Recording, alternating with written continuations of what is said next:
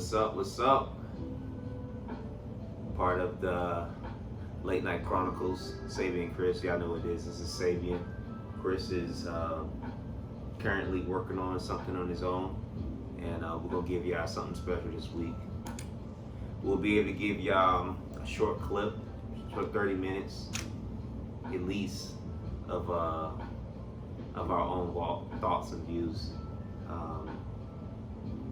So currently, man, it is 9:54. Before I start on anything, I'd like to get a shout out to my man Jack. He's incredible day to day with a photo shoot, video shoot. Man is talented. Follow him on Instagram. What is his Instagram, bro? Evad Designs. Evad Designs. Follow him on Instagram. Follow me on Sabian S Room or Late Night Chronicles on Instagram. You can find us. I really appreciate everybody that's been tuning in and that's been following us, sending us questions. That's been really supportive of the movement, man, what we're trying to do here. We started out small and it's just getting bigger and bigger. And sometimes you gotta make those sacrifices, man, just to make things happen. But hey, shout out to Chi, Maurice, Chris. Alright. Appreciate everybody listening to it. Ramel, I appreciate you basically coming through and sending me some thoughts on what you were thinking, man. So anyhow, let's start on what we're going to hit on today. I got a few topics that people want to talk about and send me some in. I'm gonna start off with mine at first, and then we'll go straight into what people is thinking I want to talk about. So, first of all, I like to get into the case of Sean Reed. Kind of a sad note. If you haven't been tracking, Sean Reed's a 21-year-old male, black male, in Indianapolis. Police. He was on a high-speed chase, and he wound up getting. He got in the car, he ran off, and the police officers tased him, and then he tried to pull his gun out and shoot, but the police officers killed him. Alright? So that's not really the biggest outrage. I mean, his mom is upset that, he's not alive, of course, but the biggest outrage came at the end when a black police officer walked up and said, "Hey, it's a closed casket for you, homie." So what do you think about that? I mean, really fucked up. And the police officer just recently got reassigned. He hasn't been fired. What do you think about it, Dave? Man, it's sad to say it, but it's almost sounding like it's the norm nowadays. You just kill black people and get away with it. And so something needs to be done. Because obviously, protesting ain't working no more. No, protesting ain't working. It's an unfortunate case because I see on both ends of the spectrum, like how would you may feel you being shot as a police officer, but at the same time, I think more could have been done for the young man before the things that he done got out of hand. He was shooting. There's a video of him on Facebook randomly shooting into houses, doing drive-bys. Was it justified for what he done? Could have hurt innocent people, but I don't think he should have been killed. 21 years old. I just hate to hear young life like that just wasted down the drain. So I think a lot more can be done. So yeah, man. I mean, I'm tired of hearing about we need to do more. For people. I think it starts. First of all, it starts at home. Once you have an understanding at home, about the things you should do and not do. He was just a lost kid. 21 years old, he was a kid. So he was a lost kid, man. And I think the police officer did what they could have done. Try to detain him. But I think it could have been I don't know. It's kind of iffy. Like, if you start shooting at police officers, what do you do as a police officer? You want to go home, see your family too? But at the same time, 21 years old, man, this hurts my heart hearing a young black male getting killed like that, man. So yeah. Prayers, man, to the family. I don't want to see Jesse Jackson, Reverend Al Sharpton. I don't want to see them get up there trying to speak, because they're just going to try to take everybody's money. Not really doing a big impact. But I think that we'll be able to, try to come up with some, different ways to save our youth, man. Some different ways to save our youth. So, anyhow, I don't want to be on too much on a bad note. We'll really start to get into more details about the topics as soon as we do. I'm liking this feel. Like I said in the beginning, we're going to try to give y'all something, 2 episodes a week sometimes, depending on the mood, depending on what's going on. And luckily, I've been fortunate to have the opportunity to give y'all some of my time on my own right now. So I got some interesting questions, topics we want to talk about. I get to bring out my phone. And we're going to talk about the first topic. We're going to run right into it. I got this from my homegirl, Tasha. Shout out to Tasha. Something local. She said, why it's okay for a man to have sex as he please when he's single, but as soon as a woman does it, she's a thought. For all you people out there that don't know what a thought is, I guess it could be called a hoe, scallywag, whore, maybe. Whores get paid. Some of y'all just giving up the booty for nothing, so y'all not whores. Y'all be giving up the cheeks for like chicken sandwiches and mac and cheese from Chick-fil-A. Anyhow, I think that's an interesting topic, right? Because I think that society makes it seem like it's okay for guys to go and sleep with multiple women when he's single. Because what's the first thing we're told when we're really young, and we just don't want to be in a relationship, or we do want to be in a relationship. A lot of the older guys or people in your life go out and have fun. What fun means. Fun just don't mean going to church every Sunday. Fun doesn't mean doing something destructive at the same time. It means getting yours sexually, unfortunately. Go out there and sleep with multiple women. Go out there and date who you want to date. Date multiple women. You ain't got to take them serious. That's what it means for men. Is that the right answer? No. But unfortunately, that's kind of what happens, right? Yeah. So it's sad. It's something I don't want to push on to my kids. Honestly, I never want to tell them, hey, look, you're only 21 years old. Don't worry about love right now. Go out here and just sleep with every girl you want to. Let me be honest with y'all for a second. At my 21, 22 years old, I just came into the Army, and I was having fun. I had a little money in my pocket. How about you, Dave? When you first came to Army? I had a great time. I can't complain. I think it was an experience. So I'm not saying it's the thing to do, but I do feel like you do learn life lessons, and you do learn about yourself throughout the process. Right. So I don't encourage it, but at the same time, I think it's okay for women to do it, honestly. I don't even want to call it the whole phase. I think it's something that normal human beings have to get to know who they are. Honestly, get to know who they are mentally and sexually. That's what it's called. It's not a whole phase.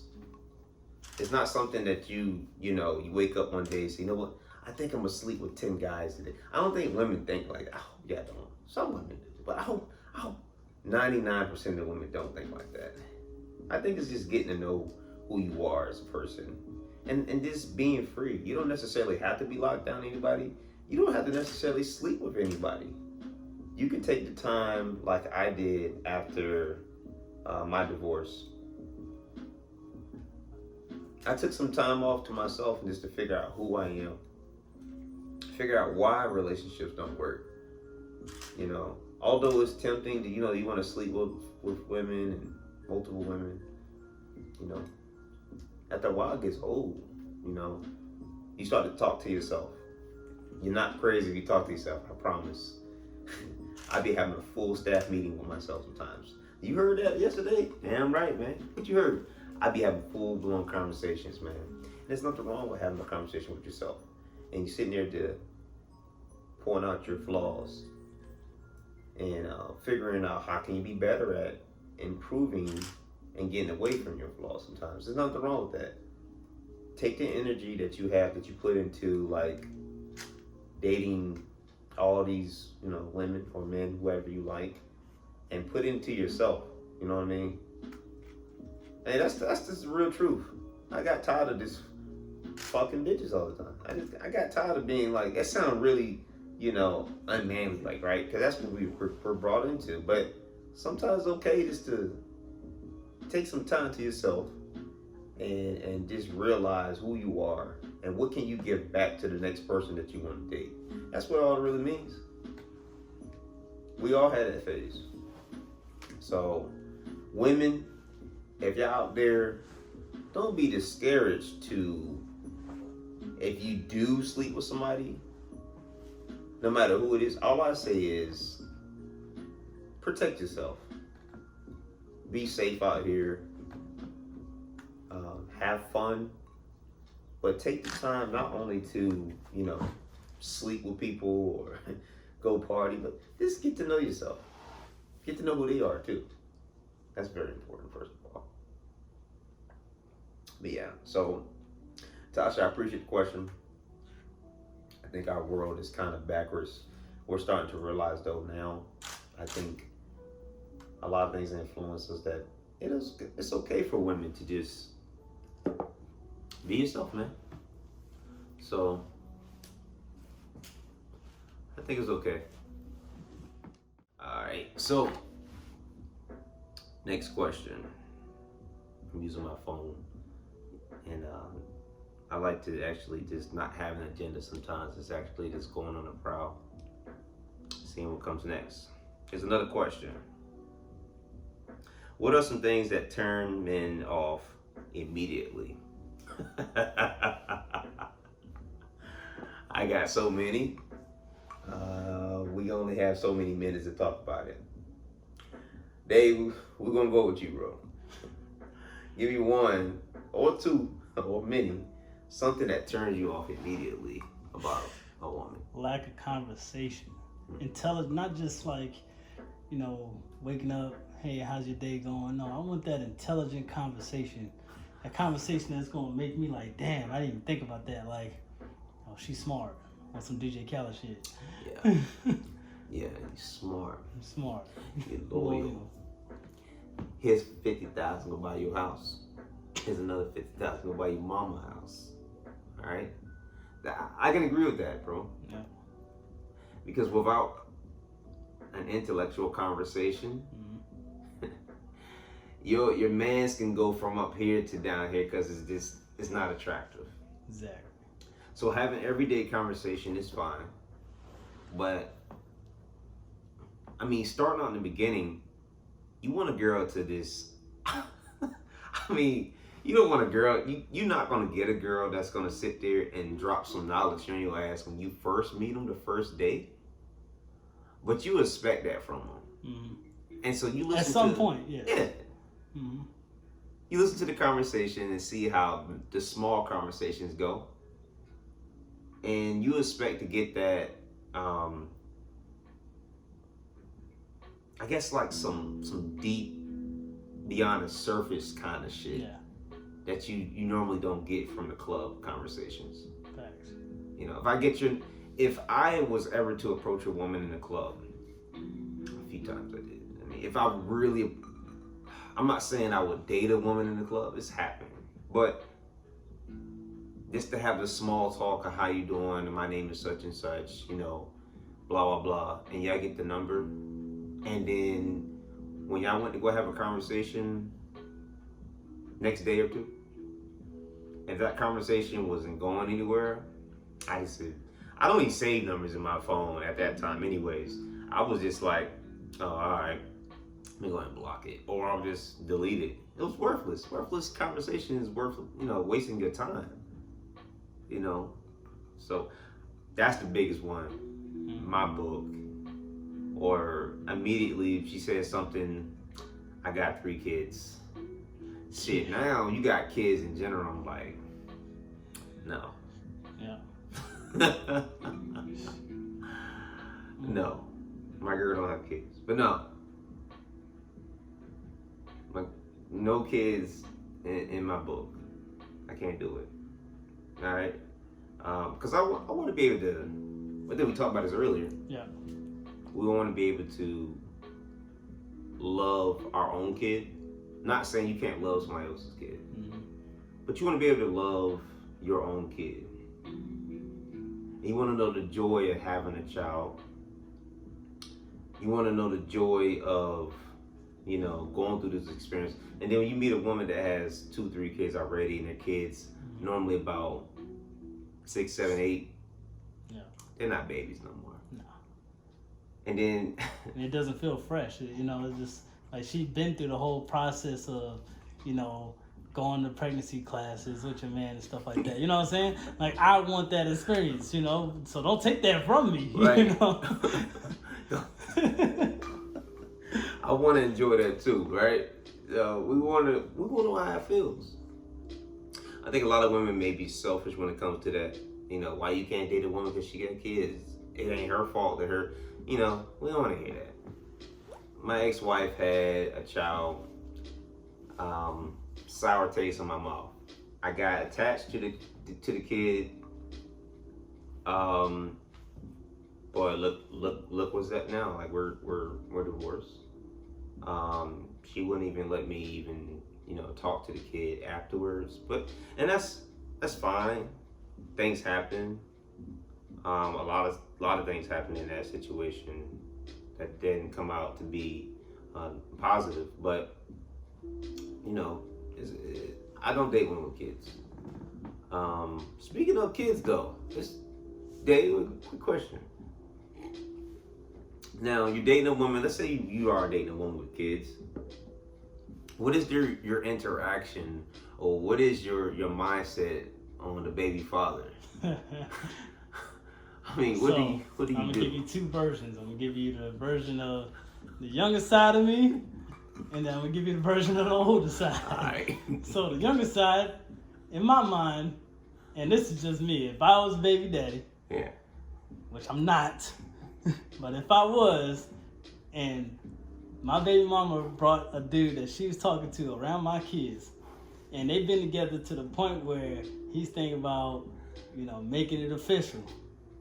In my mind, when I see this dude, we instantly got to fight, because I have to make sure that you're not going to discipline my kids, because you know what kind of beating you're going to get from me. Now, the older side of me is like, you know what? Me and her had our time. Yeah. You know, we tried to work on it. It didn't work.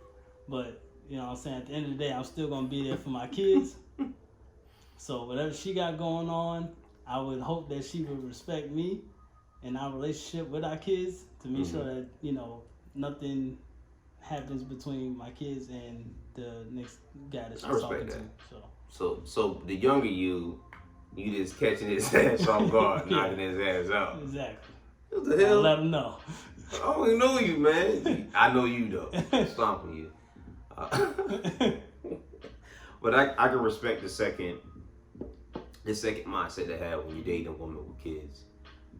Baby father, if you're not the baby father, or you are the baby father. I think having a conversation, because there's too many damn cases out here now where the boyfriend gets loose start beating the kids. Mm-hmm. And some of them kill the kids. Some of the young girls don't feel comfortable around the boyfriend.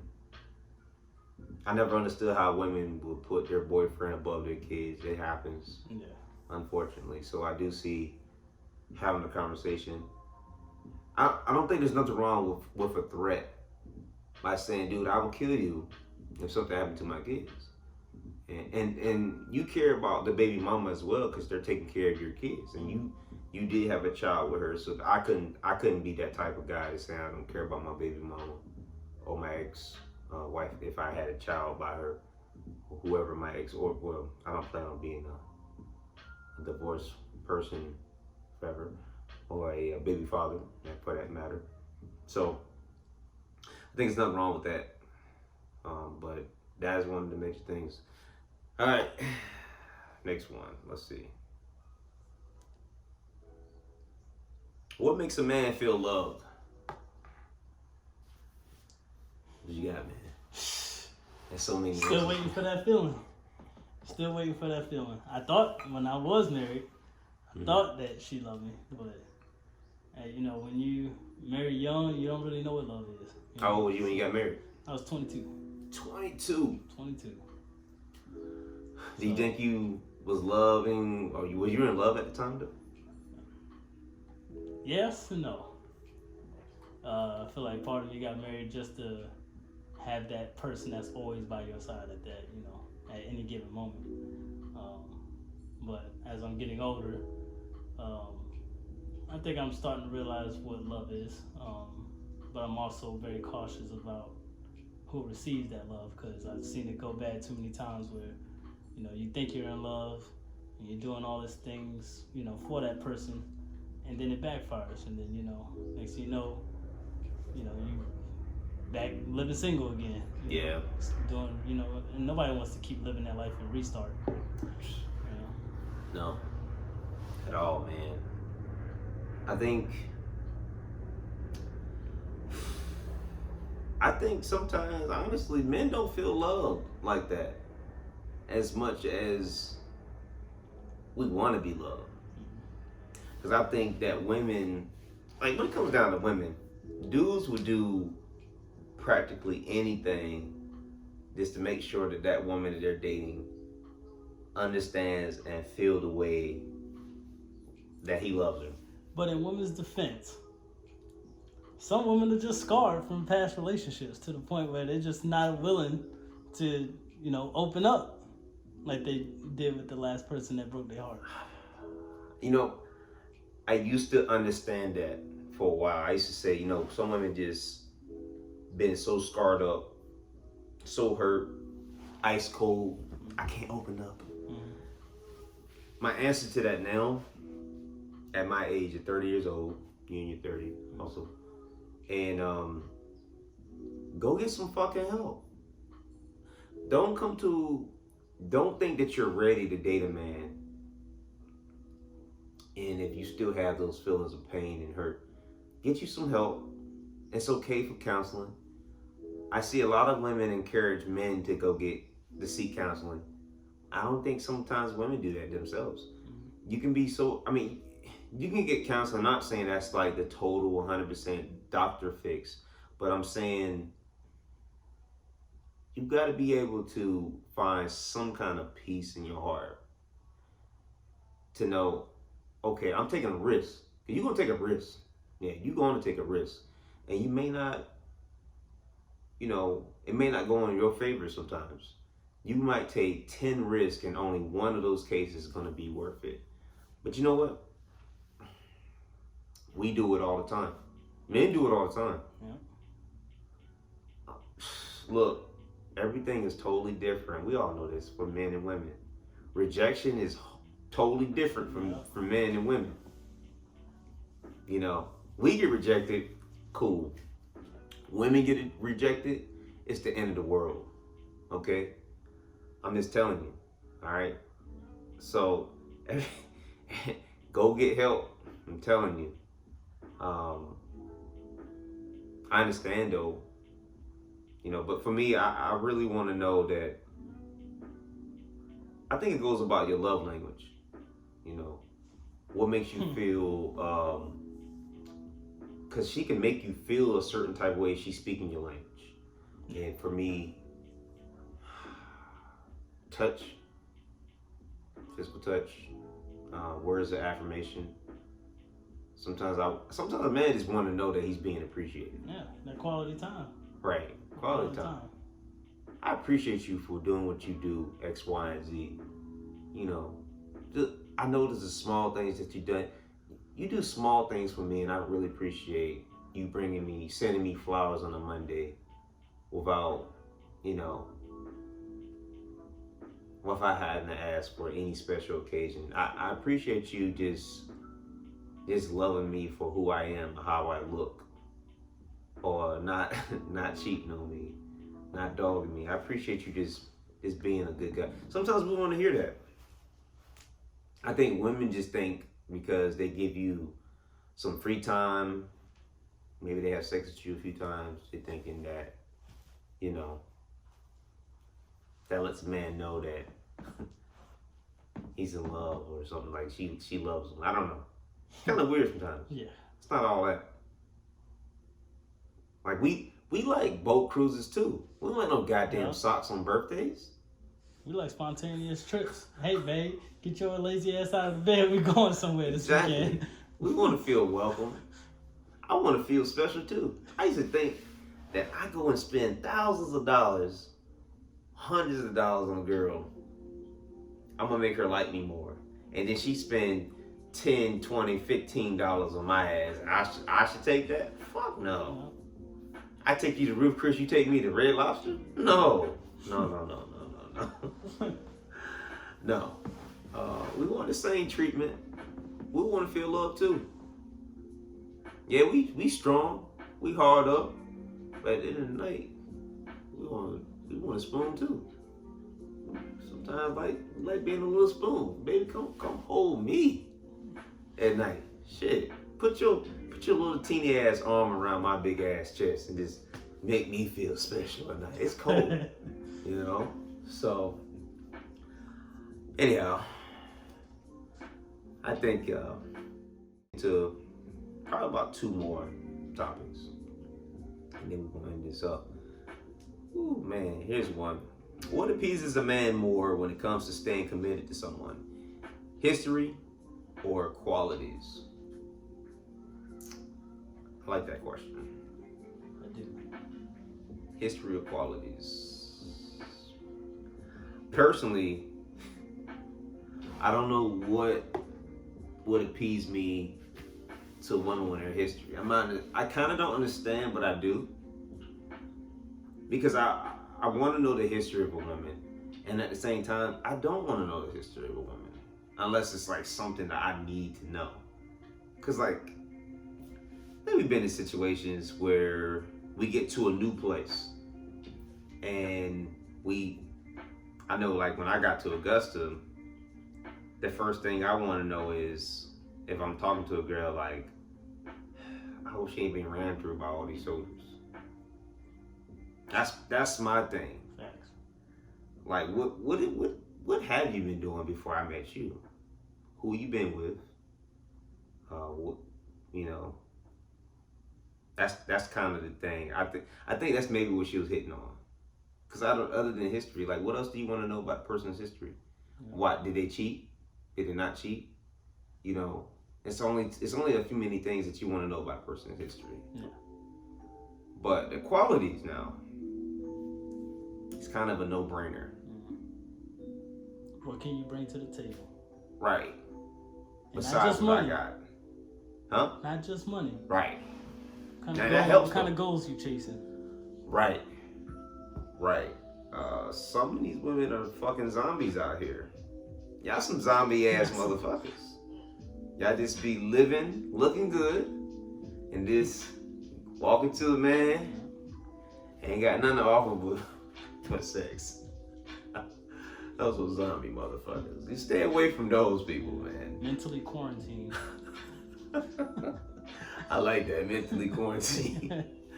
They don't got nothing to offer you but sex and good looks. You know, the ones that they look good, putting on a dress and a skirt, you know, got the perfect body to you.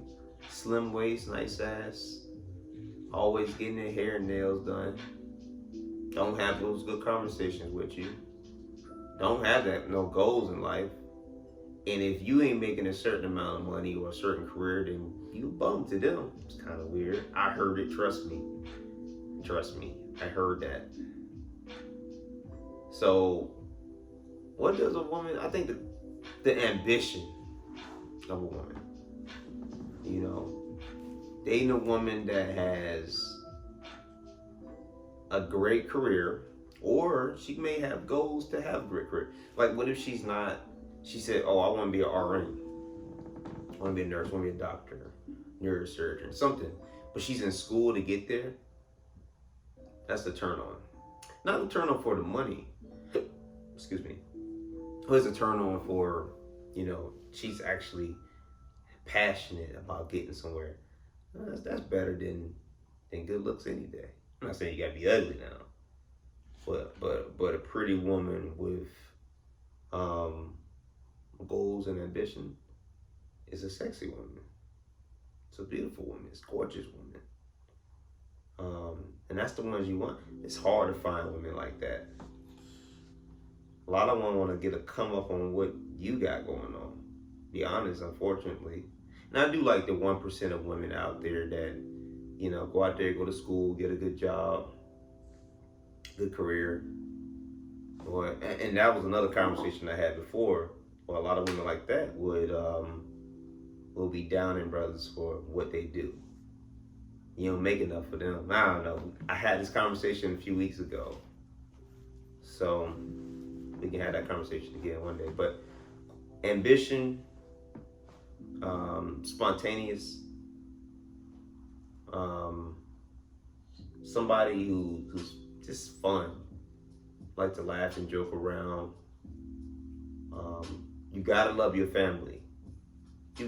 Me personally, you gotta love your family in order for me to date you or talk to you. How you treat your family, how you interact with your mom, dad, and your siblings says a lot about a person. Because I'm family oriented. I love to be around my brothers, sisters, mom, dad, uncles, cousins. And if you're just the type that, you know, you don't get along with your family, you won't get along with me. I think being responsible for things, like, it's got kind of go in with ambition. Like, what are you gonna do, you know, next 5-10 years from now, if we are together? What do you want? What goals do you want? Like, what personal relationship goals do you have? Some people just want to be in a relationship just to say that they're in a relationship. You know, you want to travel the world, you want to build a house together, have some kids. Some people don't even know the small things like that. So those qualities for me personally is what attract me to stay in a relationship. Or at least keep my attention, you know, but don't lie to me. So, and I think I'm gonna get on to one more topic, and we're gonna wrap this up. I got one.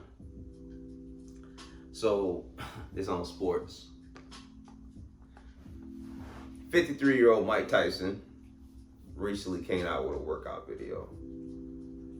He's hitting back to the middens. 53 years old, that man still look like he can knock out a 21-year-old man. And the dude look like he ain't lost a step. Now, a lot of people saying he gonna come back. He said something about it's in the works. It's a possibility. And he said those Warriors woke him up. And 53 years old, Dave, what you think? Can he take on a fighter now? He never lost it, man. I know a couple people that if Mike Tyson was coming at him in full rage, yeah, I'd be out of there. Would you fight him? Nah, I had to shoot him. He get shot. Sorry, we would have lost another legend fucking with me. I I ain't going down like that. Me and my boys been making jokes about this the whole week. And it was a segment that he put out maybe a couple weeks, maybe a couple months ago. Him and Sugar Ray Leonard was sitting down, and Tony Gonzalez, and he said, you know, when fighters feared me when I got into the ring. He said, I studied the art of war. He said, I studied the art of war. He said, I knew what war was. I got into the ring. Fighters feared me, not because of who I am, because they knew what I'm about. So you imagine being in prison and a man is sitting there talking to himself saying, I'm just scared of the warrior inside of me gonna wake up and kind of lie, because right now I feel like a bitch. But when this warrior come out, it's gonna bring hell to pay. I'll be scared. Yeah. I need a new celly. God.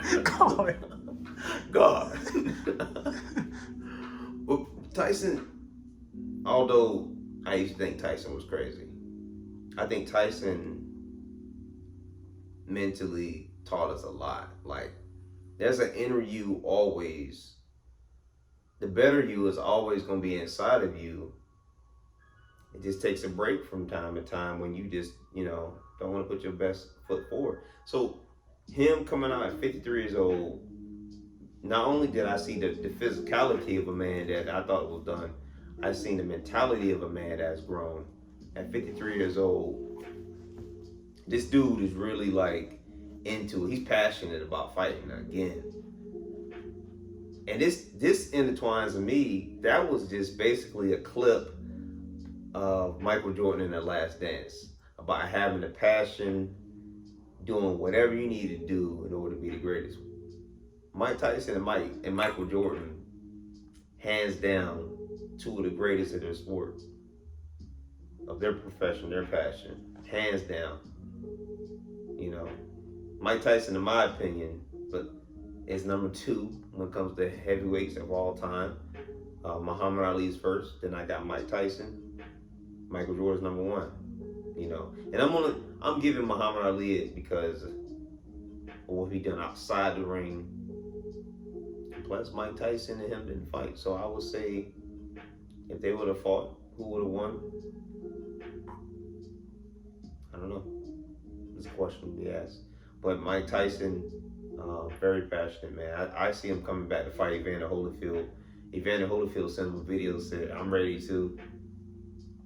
Evander was good back in the day, but now he looks sloppy and sick. What Tupac said, looking like Larry Holmes, all sloppy and sick. He looks sloppy. And he's in great shape still, but I think he lost a step when it comes to what Tyson is doing. It's a whole different ball game now. You ain't got the same speed, but Tyson has some speed. He never lost. And some power. So don't get in that ring, Evander, and get your other ear bitten off. All right? You'll get messed up out there. Tyson, an animal. All right? So if y'all haven't watched the Last Dance, make sure y'all tune in. The last 2 episodes come on this Sunday. So I'm looking forward to that. Been a hell of a ride. And so I like to sit here and thank everybody for joining this quick clip today. Clip podcast. This is the drink, man. It must be the little bit of, what's that? Honey Jack whiskey, man? Yeah. I can't. Tennessee. Yeah, Tennessee Jack something is pretty good, man. Whew. This big ass ice cube is really dope. Look, this shit will freeze my drink for a whole year. Fucking with this, man. Anyhow, I appreciate y'all again. Check out Chris. He's coming up with the next episode. Follow us on Late Night Chronicles on Instagram. Follow me, Late Night Chronicles, on Twitter. Sabian's Room on Instagram. Dave, I appreciate you again, man. Shout out to your EVAD graphics. Yep. Please follow the link, man. So until next week, next time, whenever I see you, I want y'all to be safe, wash your hands. Virginia, just open up. Please. Be safe out there, please.